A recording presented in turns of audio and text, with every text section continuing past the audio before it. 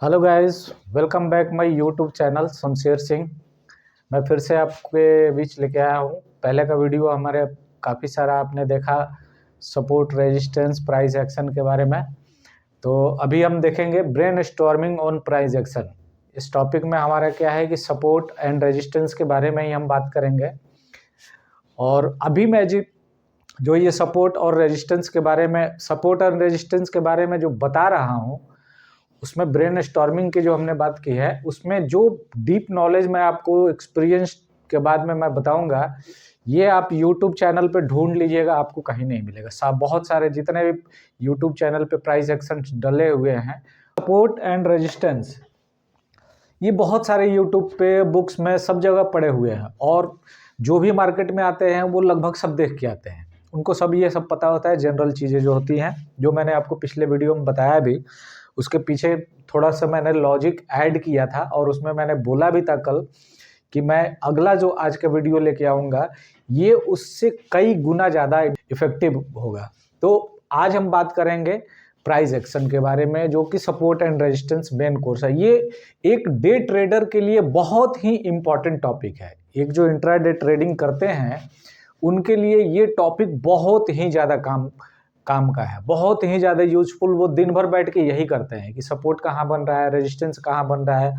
तो हम बात करेंगे लेटेस्ट वर्सेस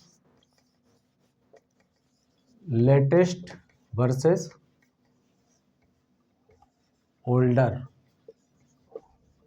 सपोर्ट या रेजिस्टेंस। मतलब कि एक पुराना सपोर्ट या रेजिस्टेंस बना है और एक नया सपोर्ट रेजिस्टेंस बना है रिसेंट का, दोनों में बेहतर कौन काम करेगा, तो उसके पीछे का लॉजिक भी देखेंगे। कौन बेहतर काम करेगा ये भी समझेंगे, और क्यों बेहतर काम करेगा ये भी हम देखते हैं। एक सपोज दैट एक रेजिस्टेंस बना हुआ है इस तरीके से, और एक रेजिस्टेंस बना हुआ है इस तरीके से। करंट मार्केट प्राइस यहाँ पे है, ठीक है। एक ये रेजिस्टेंस बना हुआ है और एक ये रेजिस्टेंस बना हुआ है। तो सपोज दैट कि प्राइस यहाँ आता है और यहाँ एक ग्रीन कैंडल ऐसे बनाता है और दोनों रेजिस्टेंस को ब्रेकआउट देता है। इस रेजिस्टेंस को भी ये आप देख सकते हैं करंट मार्केट प्राइस के नज़दीक है, तो ये लेटेस्ट हो गया रेजिस्टेंस, और ये उसके पहले का है तो ये ओल्डर हो गया। अब एक ग्रीन कैंडल इस तरीके से दोनों को ब्रेकआउट करता है। ब्रेकआउट करने के बाद प्राइस जब यहाँ पे सपोर्ट लेने आएगा तो इसको सपोर्ट न लेके प्राइस यहाँ से सपोर्ट लेगा। लेटेस्ट जो है बेहतर काम करेगा ओल्डर के। क्यों ऐसा कि दोस्तों, ये जो रेजिस्टेंस बना हुआ था, इसके बाद प्राइस यहाँ तक आया, प्रॉफिट बुकिंग भी सेलर का हुआ। तो रेजिस्टेंस का मतलब आप समझते हैं कि सेलर्स जो है डिफेंड करते हैं, यहाँ से प्रॉफिट बुकिंग भी हुआ। और इतने टाइम तक यहाँ बैठ के सेलर्स जो है वेट नहीं करेंगे कि प्राइस इसको ब्रेकआउट दे। वो एक टाइम तक ही, कोई भी मार्केट में ट्रेडर जो होता है वो एक टाइम बीइंग तक ही वेट करता है। एंट्री के बाद वो अगर प्रॉफिट या लॉस जो कुछ भी होता है वो लेके निकल जाता है। तो इसलिए यहाँ पे जो इस तरीके से जो मार्केट में ये एंट्री, यहाँ पे ये रेजिस्टेंस, इस रेजिस्टेंस पे जो सेलर्स बैठे हुए हैं, इनका अभी पोजीशन ऑन है। ये यहाँ से जब ये इनका स्टॉप लॉस हिट होगा और प्राइस जब यहाँ पे आएगा तो ये अपने पोजीशन से एग्जिट करेंगे। यहाँ पे हो सकता है कि डिफेंड करने के लिए सेलर्स बैठे ही ना हो, वो पहले ही एग्जिट कर गए हो। तो इस तरीके से अब हम ये देख सकते हैं मार्केट में कि एक ओल्डर यानी कि पुराना रेजिस्टेंस जो है उससे बहुत ज़्यादा बेहतर काम करता है एक रिसेंट सपोर्ट या रेजिस्टेंस।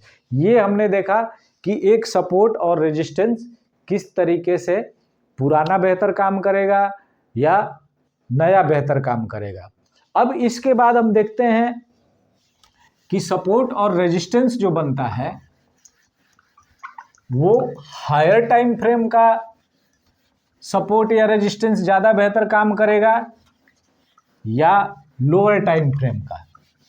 यानी कि अगर हम एक इंट्राडे ट्रेडर हैं, अगर इंट्राडे में हम डे ट्रेडिंग कर रहे हैं तो उसमें हमारा लोअर टाइम फ्रेम क्या होगा, 10 मिनट, 15 मिनट, और हायर टाइम फ्रेम क्या होगा, 75 मिनट, 125 मिनट, 1 आवर या 2 आवर। ये हमारा हायर टाइम फ्रेम होगा और ये जो होगा ये लोअर टाइम फ्रेम होगा। तो अब देखते हैं कि लोअर टाइम फ्रेम में जो सपोर्ट रेजिस्टेंस बनता है और हायर टाइम फ्रेम में सपोर्ट रेजिस्टेंस बनता है, दोनों में बेहतर क्यों काम करेगा, और इसके पीछे का लॉजिक हम देखेंगे।